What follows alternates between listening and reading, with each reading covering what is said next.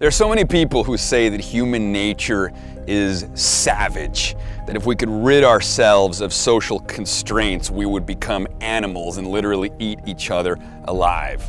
But I don't know if that's necessarily the case. I think there are sides of us that are quite brutal and quite selfish. But nature has given us many gifts, among them something called the helper's high, the neurobiology of helping others. Literally, acts of compassion, acts of kindness.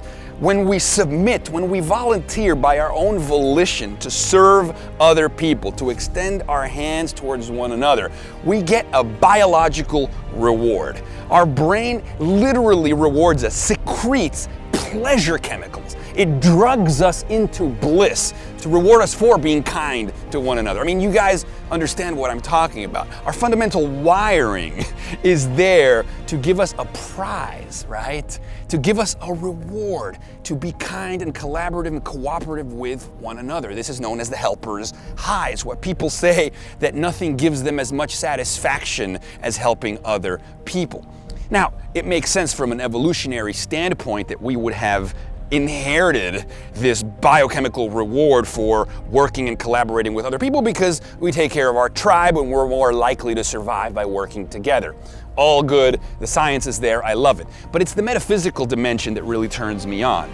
It's turning to this wiring during moments of despair, when we think the world is going to hell, when we fear that what is out of sight is out of mind, and we feel that the world perhaps lacks compassion. I mean, watching the media these days certainly makes you feel that way. And I guess what I'm saying is that it's during these moments that we might turn to this awareness, to this notion that no, my friends, that our fundamental nature is good, that our fundamental wiring is set up in a way to give us gifts, to shower us with blessings for being kind to one another. At the risk of repeating myself, I guess what I'm saying is, it is its own reward. Do not seek external payment. Trust in the inner satisfaction that you will get by offering your life to some higher purpose. Find the need that's lacking in the world and turn your passion into a purpose. And I don't know, I mean, that's the kind of thing that certainly makes me willing to get up in the morning to believe that